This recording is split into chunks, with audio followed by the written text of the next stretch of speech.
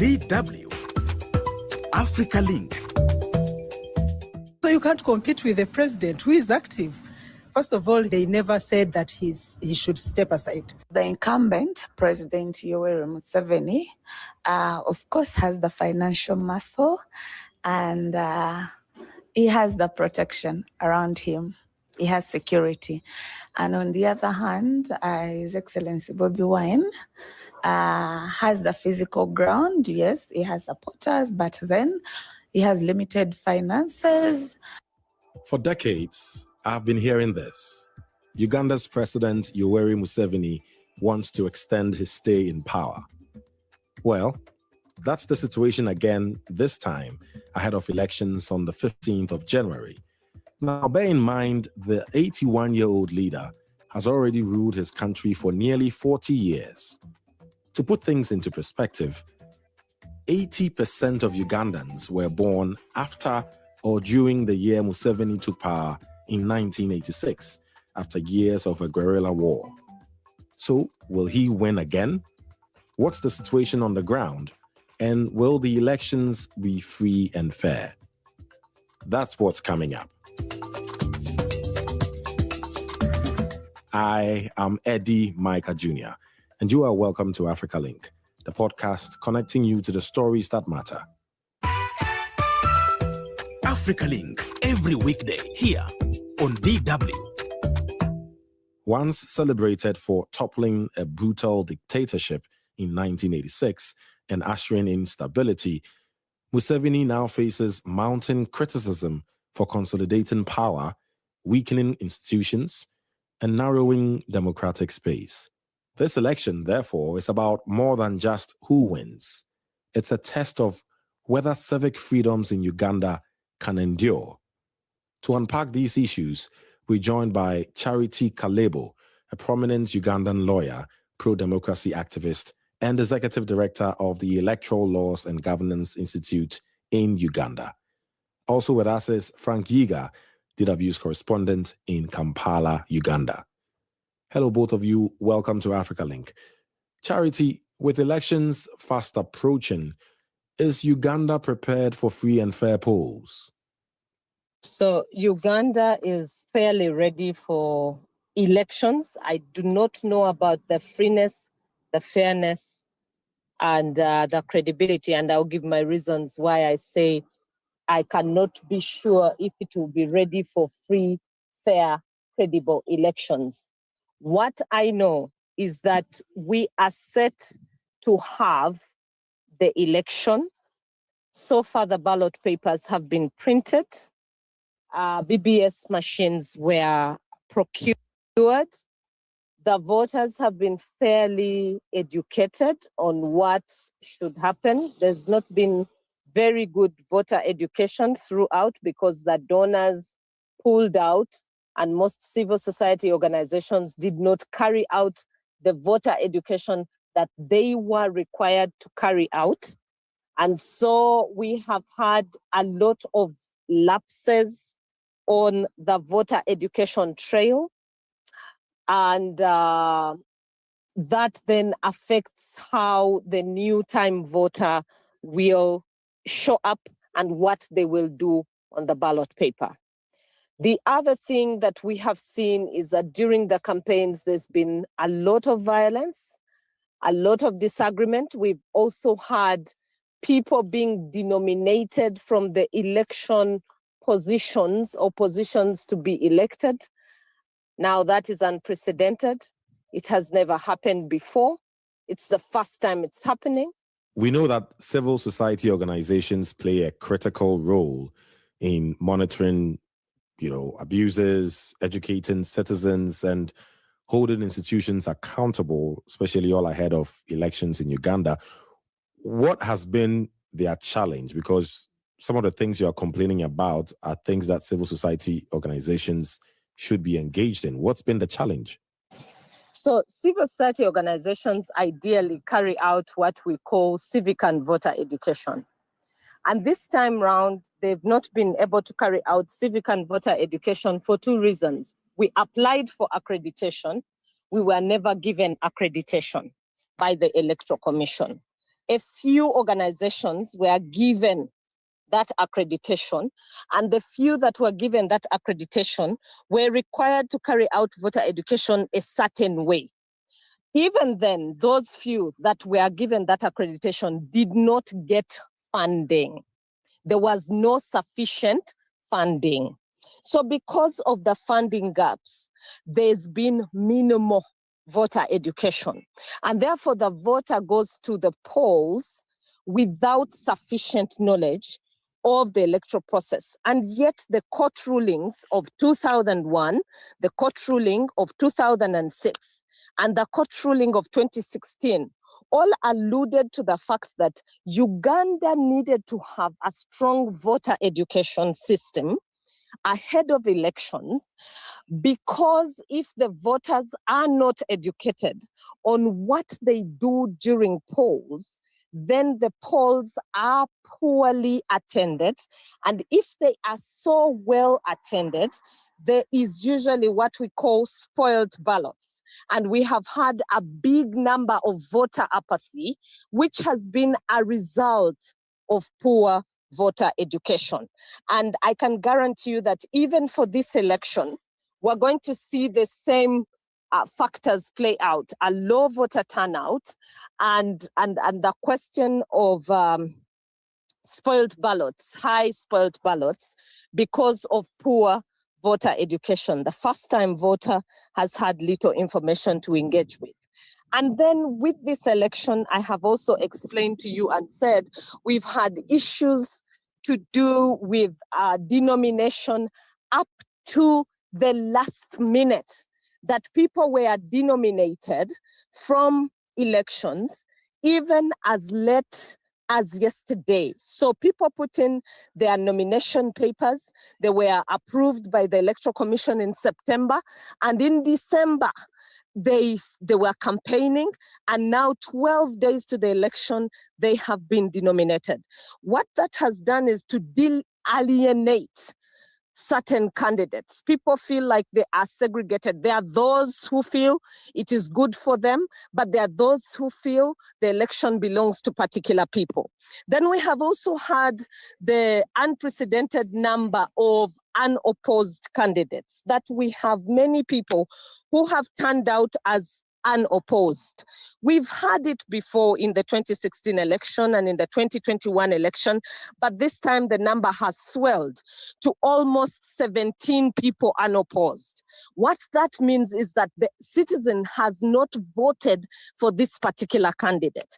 And so there will be questions of accountability in future. Remember, democracy is about accountability, that because I elected you, I expect that you are carrying part of my mandate to Parliament, because Article 1, Clause 3 of Uganda's constitution does state that Ugandans shall devolve their power through the ballot by electing their leaders.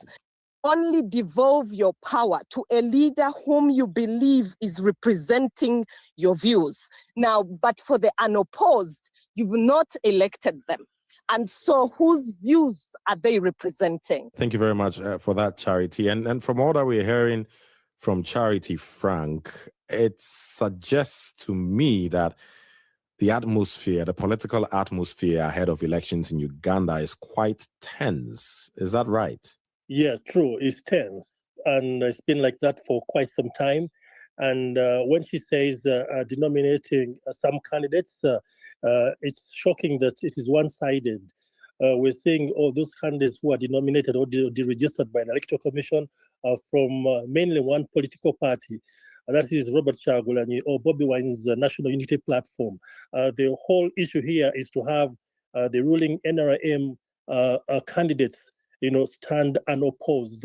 What are the reasons being given for preventing other presidential candidates from running? Well, the Electoral Commission comes up with reasons. One of the reasons they give is that the people who nominated, because they require a number of people, supporters, to nominate you, could be 10 or a number similar to that. But they see, they look at one person who nominated you being not a resident of that same constituency. So they cite that as one of the reasons. And maybe it could be that one person who nominated you didn't have maybe a national ID or didn't have certain requirements, which are weak reasons to give. I mean, we're seeing this for the very first time. It's never happened before in the history of elections in Uganda. And it's so absurd. I'm just wondering how the situation is for journalists like you. What is the situation now and what can you expect? Well, we expect tough times because already we're experiencing those hard conditions under which we're working. Non-discriminatory violence and brutality meted on many journalists, many of our colleagues while on duty. And yesterday we saw one of our colleagues being brutally beaten up. His head was battered on a vehicle.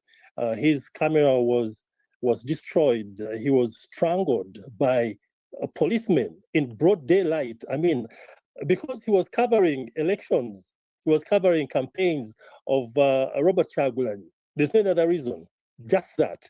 And they beat him brutally, so badly. What we heard from him, he's hospitalized as of now, and we hope he recovers. It's not sounding good, guys.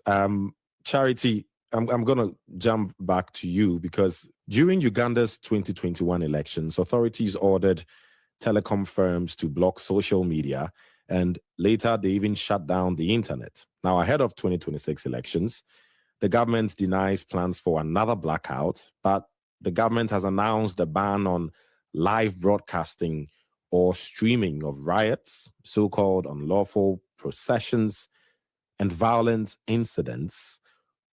What's the strategy here, you think, Charity? So, of course, the government is aware that every time we come out of elections, we do what we call universal peer review mechanism. It's an international mechanism where government is asked to account for the actions that they took during the electoral period and whether there was actually freeness of the citizens to associate, assemble, and also participate freely in electoral processes. So what they don't want is documentation of violence, is documentation of incidents that are going to cause them to answer for what they are doing wrong. But there is actually no freeness on the ground. So they are curtailing journalists from documenting some of the things they assume will be violent, because they have said anybody who stays at the polling station will be beaten or they will be picked up like grasshoppers. That's what the chairperson of the Electoral Commission said. But the law allows for citizens to stay at the polling stations and guard their ballots or their votes as long as they are 21 meters away from the polling area. That is what the law says. So if that is the law of the land, then why is it being made illegal for anyone to stay? This is one of the defense from the government. They defended the ban as a necessary security measure to maintain public order. Doesn't it make sense? So they said it is a necessary security guarantee or order. Of course, security is critical to all of us. Nobody wants violence, not even I as a supporter of democracy. I don't want violence, and I don't want our country to degenerate into violence. But we have precedent from all the elections that we've held. This is our 7th cycle of election. We have never agreed on the results of the election, never once. In 2001, why we went to court was because there was dispute to the election. In 2006, why we went to court is because there was dispute of the results of the election. In 2011, why there was walk to work is because there was dispute as to the results of the election. In 2016, why we went to court is because there was dispute of the election. In 2021, there was a botched electoral case that was brought up by Robert Kyagulanyi Ssentamu. And that was also because there was no consensus around the results of the election. That means that even this election, there will be contention on the results already the process is showing you there's been a lot of unjustified skewness to narrow down the space of the opposition and of civil society, free-thinking civil society organizations. Now that already creates doubt on the transparency of the process. That is where the urge to keep the ballot is coming from. So as much as security is important, my advice to government would be to allay the fears. And how do you allay the fears? Is by talking to people, build confidence, take down walls of doubt, take down the walls of thinking something is going to change, because there has been people who have been saying the machines have not been, people have not been educated on how they are working. People have to walk to the Electoral Commission to ask for information. Like Mugisha Muntu, one of the presidential candidates, went there and he was assured the machine. But you see, being assured is one thing and seeing it work is another thing. In 2021, at 68% of polling stations observed, those machines malfunctioned. And then when court called for the machines to be able to look at the data that had been collected, Electoral Commission said the machines were dead, they had malfunctioned. So you see, there is doubt around the process. And if confidence had been built in the citizenry, I don't think it would have been a big deal to tell them to stay off. They certainly would have stayed off and security would have been able to take place. Right. Thank you. Thank you for that. I'm just wondering how the government can build confidence now, because I get your point. I mean, if live coverage of protests is restricted, how can voters independently verify what's happening on the ground? It's a genuine concern.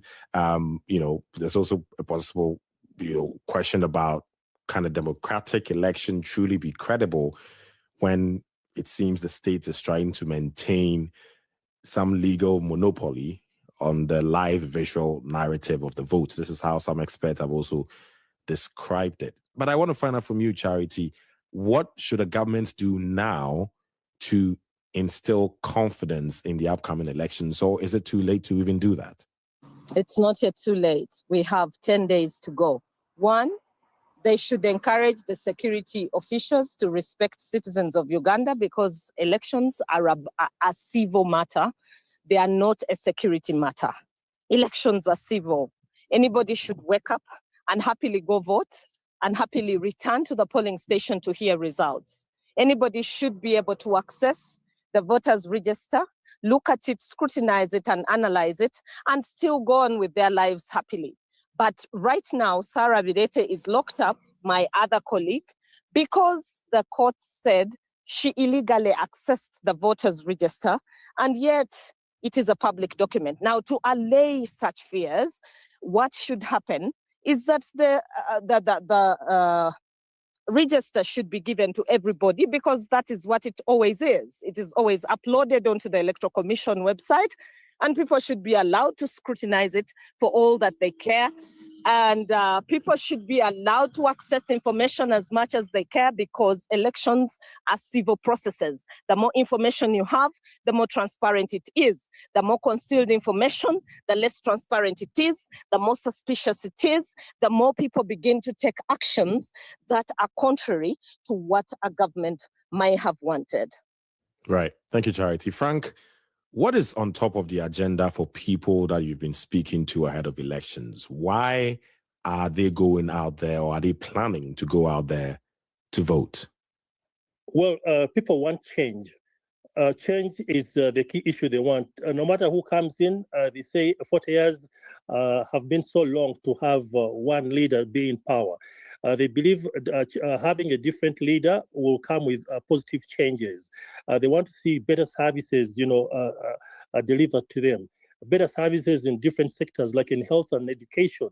All those are dilapidated. We're seeing hospitals with no medicines, no medical supplies. Schools are all, down. Infrastructure is gone.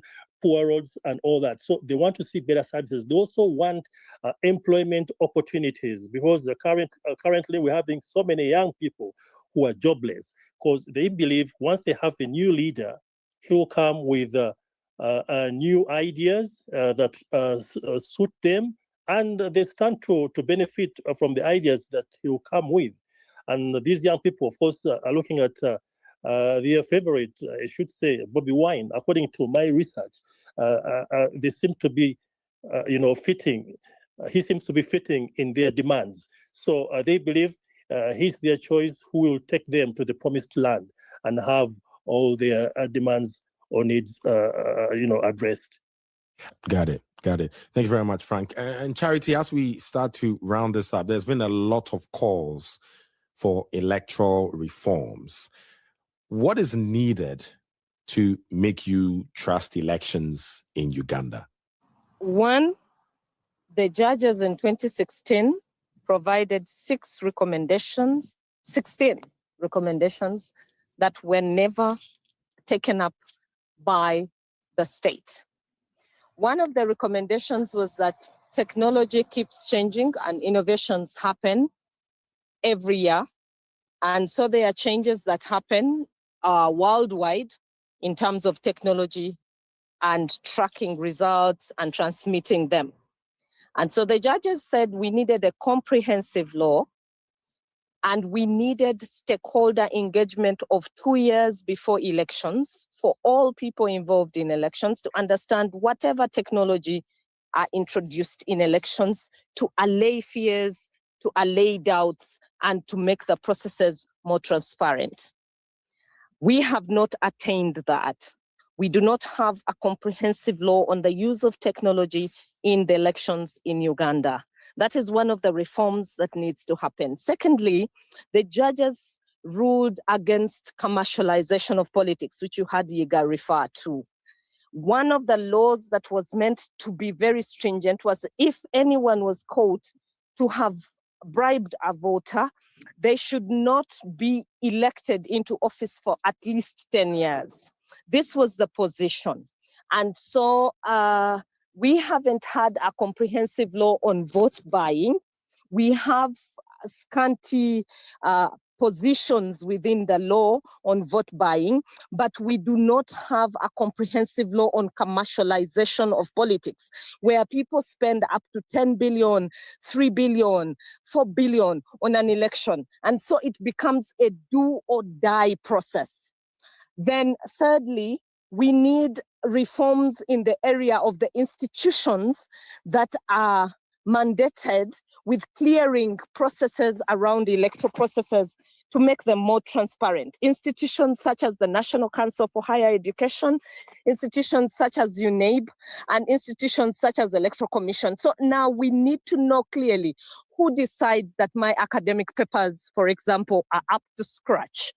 Who decides that the certificate I have from National Council is a credible one? Some candidates are saying your certificate is credible, and the Electoral Commission saying your certificate is not credible for the election. So who sets the standard? The law seems to put the standard clearly for National Council for Higher Education, but gives the mandate to the Electoral Commission to decide on who can be nominated, who can participate in an electoral process. Clearly, a lot of changes are needed, electoral reforms are needed for citizens to trust the electoral process even more. Very informative and educative discussion I've had, and I'm sure listeners will feel the same. Charity Kalebo, prominent Ugandan lawyer, pro-democracy activist, and the executive director of the Electoral Laws and Governance Institute in Uganda. Thank you very much. Also, Frank Yiga, DW correspondent in Kampala, Uganda. Thank you. Thank you for having me, Ed, and it was a wonderful conversation. Civil society organizations have become one of the last lines of defense for accountability in Uganda. For ordinary Ugandans, there are real consequences for the erosion of civil liberties. Not really. Remember, this one is an incumbent president, okay? This one, much as he's a candidate, he's incumbent. So he's active. So you can't compete with a president who is active. First of all, they never said that he should step aside. So he's continuous, he's working, he's in office.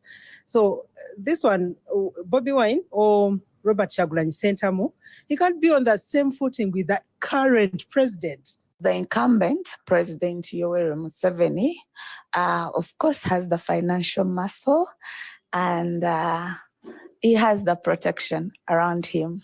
He has security. And on the other hand, His Excellency Bobi Wine has the physical ground. Yes, he has supporters, but then he has limited finances.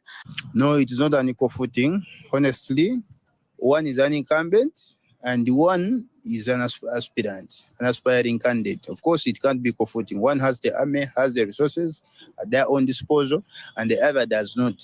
Meanwhile, key opposition figure Kizza Besigye is currently facing charges of treason and has been held for over a year. For activists in Kampala, this is a stark warning of what can happen when institutions stop checking power. Please share your thoughts with us on Facebook at DW Africa. Listen on Spotify or wherever you get your podcasts. And subscribe to our DW Africa YouTube channel so you never miss an episode. This show was co-produced and edited by Isaac Mugabe. And I am Eddie Micah Jr. Thanks for listening. DW, made for minds.